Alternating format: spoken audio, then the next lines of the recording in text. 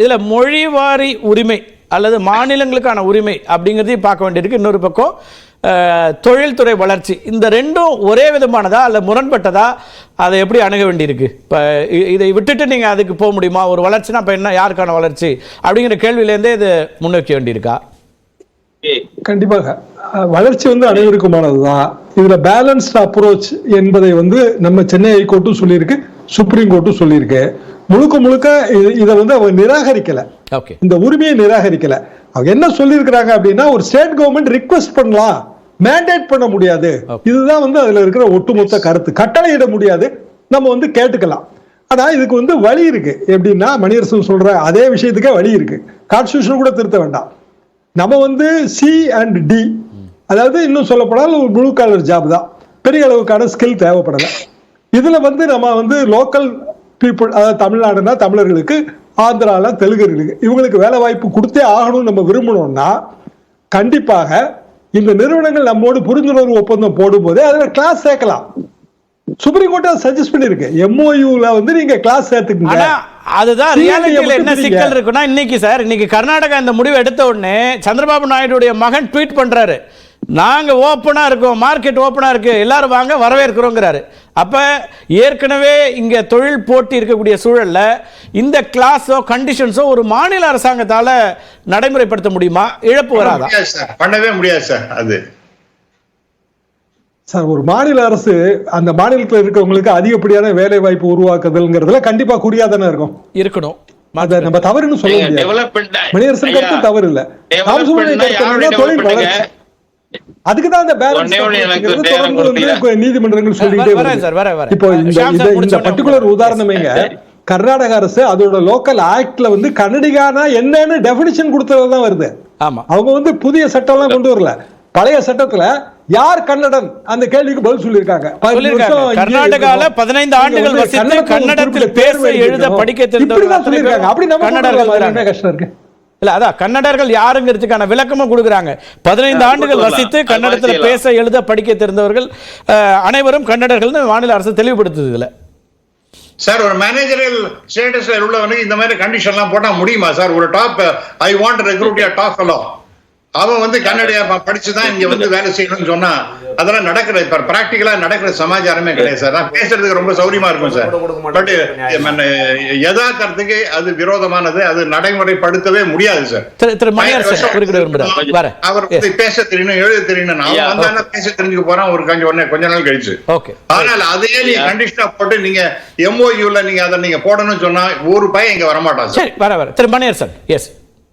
ஒன்னே ஒண்ணு, இப்ப டெவலப்மெண்ட்ங்கிறது என்ன, வளர்ச்சி என்பது கம்பெனி வளர்ச்சி தான் வளர்ச்சியா, சமூகத்தினுடைய எல்லாருடைய வளர்ச்சியா, முதலாளிகளுடைய வளர்ச்சி, கம்பெனி வளர்ச்சி தான் வளர்ச்சியா? ஒண்ணு.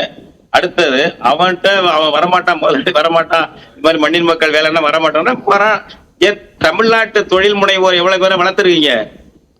திருப்ப கேட்கிறேன், அதிமுக ஆட்சியை கேட்கிறோம், தமிழ் தேசிய பேரியக்கத்துல இந்த இவங்களையும் கேட்கிறோம், திமுக ஆட்சியும் கேட்கிறோம்.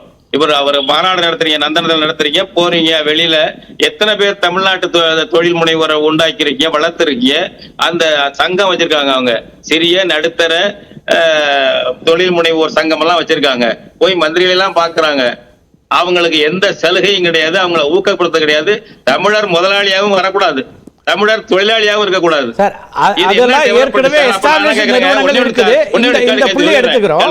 அதை கம்பெனி வளர்ச்சிதான், கிழக்கிந்திய கம்பெனியே வச்சிருந்துக்கலாமே, வெள்ளக்காரன் போக வேண்டிய மாநிலத்தினுடைய பொருளாதார வளர்ச்சி சார்ந்ததான் யோசிக்கிறாங்க, வெறுமனே நிறுவனம் இல்ல.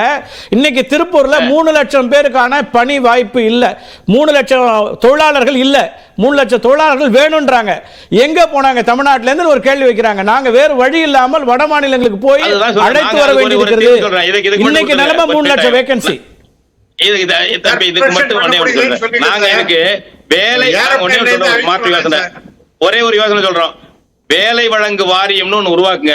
இப்ப இருக்கிற எம்ப்ளாய்மெண்ட் ஆபீஸ் வேற, இது வேற. நாங்க சொல்றது, நம்ம பிள்ளைகள் என்னென்ன தகுதி, வேலை இல்லாம திண்டாடி எங்க பிஇ படிச்சுட்டு எம்ஏ படிச்சுட்டு எல்லாம் படிச்சுட்டு 8000 ரூபாய் சம்பளத்துக்கு ஜவுளி கிடையாது நம்ம பிள்ளைகள், ஆணும் பெண்ணு இருக்கு, ஞாபகம் வச்சுக்கோங்க. எத்தனையோ பிள்ளைகள் அப்படி இருக்கு. பிஇ படிச்சவங்க கேட் கீப்பரா இருக்காங்க பல இடங்கள்ல. நம்ம பிள்ளைகள் வேலை இல்லாம இருக்க, வேலை இந்த மாதிரி வேலை 3rd கிரேட் வேலைக்கு போறவங்க நிறைய பேர் இருக்காங்க நம்ம பள்ளி படிச்சுட்டு.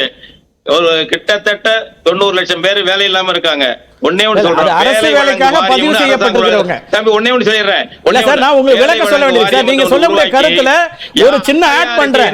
90 லட்சம் பேர்ல அரசு பணிக்காக பதிவு செய்திருப்பவர்கள், அதுல பல பேரும் வேறு வேறு பணிகள் இருக்கிறாங்க. அரசு பணிக்காக காத்திருக்காங்க. 8000 சம்பளம் இருக்காங்க, 8000 எல்லாமே இருக்கு. அப்ப அதுதான் அவர் ராமசுப்ரமணியன் சொல்றாரு, குவாலிஃபைடு வேற, வெறும் டிகிரி முடிக்கிறது வேற, குவாலிட்டி வேறங்கிறாரு. தம்பி நீ ஒண்ணே ஒண்ணு கணக்கெடுத்து நீங்க ஒரு நாளைக்கு கொடுங்க. மாவட்ட ஆட்சியர் அலுவலகங்கள்ல எவ்வளவு வேலை, நிரந்தர வேலை எவ்வளவு காலியா இருக்கு, காவல் நிலையத்துல எவ்வளவு நிரந்தர வேலை காலியா இருக்கு தெரியுமா? தாலுகா ஆபீஸ்ல எல்லாம் கான்ட்ராக்ட் பேசிஸ் பிரைவேட்டா வச்சிட்டு இருக்காங்க. அந்த அடிப்படையே சொல்றாங்க சார், நீங்க அரசு பணிகளை உயர்த்துங்கள், அரசு பணிகள்ல எண்ணிக்கையை அதிகமாக்குங்க, தனியார் கிட்ட வராதீங்கிறார் அவரு. தனியாருக்கு ஒரு வாய்ப்பு நான் சொல்றேன் கேளுங்க. வேலை வழங்கு வாரியம் என்று ஒன்று உருவாக்கி என்னென்ன பிள்ளைகள் என்னென்ன படிச்சிருக்கோ ஆணும் பொண்ணும் பதிவு பண்ணுங்க. கம்பெனிஸுக்கு என்னென்ன வேலைக்கு ஆள் வேணும்னு கேளுங்க. பரிமாற்றி விடுவதற்கு இந்த வேலை வழங்கு வாரிய அதிகாரிகளை போட்டு அதுல ஆளை போட்டு செய்யுங்க. அவங்களுக்கு தேவையான ஆள் கிடைக்கும்.